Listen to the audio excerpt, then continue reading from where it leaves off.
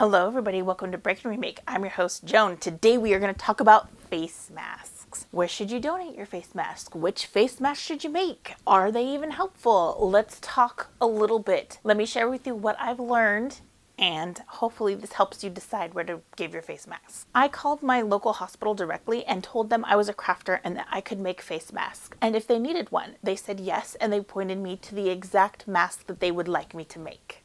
So if you are interested in making masks, call your local hospital, see what they want. I know calling people is sort of rough, so what I'm going to do is I'm going to write you a script that you can use when you call and ask your hospital if they need you to make fabric masks. I was also contacted by We Love Long Beach. Hi, Robin. They were saying that they make different kind of face masks. The one with a little pouch and straps. This is the one I'm going to show you how to make today. It has a place to put your little stuff in, whatever you want to stick inside, like a filter or whatever. Check your local government pages and see if there's any groups in your area making masks. But a few words of caution before we launch into mask making. These are not going to keep you from getting coronavirus. They are a tool for the sick. So if a sick person wears this, then they are less likely to spread germs and virus, cooties, and that kind of thing. The only caveat I have is if you have a small kid and you just need to like put something on their face so they stop touching it, or you could use it as an adult to not touch your face. We also need to be aware that the needs of the hospital will be rapidly changing. They may want a certain type of mask now, but then they may change their minds depending on what their needs are. Let's be aware of that and stay flexible. This style of mask is linked below. The only change I made to it is I made the elastics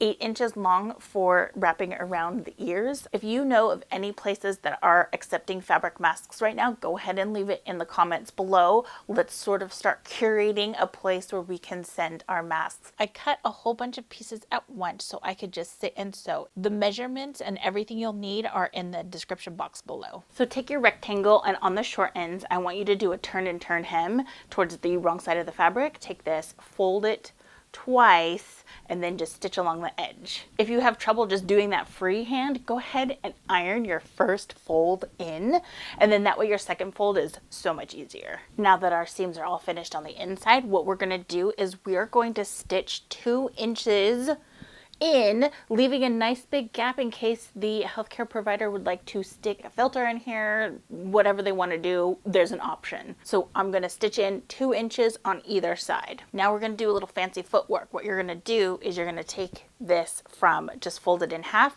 and you're going to drop that opening 1 inch to the inside. And then we're going to start making our pleats. Your pleats can be pretty freeform as long as they're even-ish. The total length of the mask should be 3.5 inches. Once you have one side pleated and pinned, you can go ahead and pleat and pin the other side, and you're ready to stitch this. When you stitch this, stitch close to the edge because we are going to be covering this over with the ties. About a 1/4 inch seam allowance right here. What you're going to do now is you're going to take your ties and you're going to find the middle. Once you find the middle of your tie, go ahead and pin mark it so you know where that is, and then we'll go ahead and pin mark the center of the mask. Line up those 2 pins, and then we can move on to our next step. Now stitch your mask ties on using a 1/2 inch seam allowance. Now that that's sewn on, fold the ends of your ties in, and then fold both edges to meet in the middle. We're sort of like making bias binding, but it's not bias binding because it's not on the bias. We're just folding some fabric together.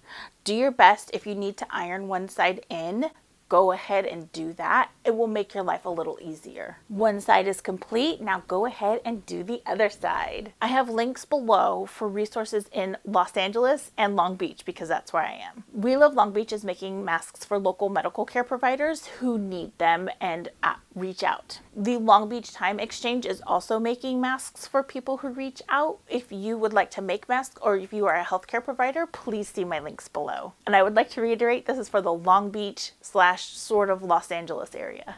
Just because LA County hospitals are not accepting masks does not mean that there is no need in LA County. Call and ask local senior homes or other kind of healthcare provider places and see if they need masks. If you need help learning how to do that little turn and turn hem, check out this video. It's about hankies, but it'll get you started with the practice.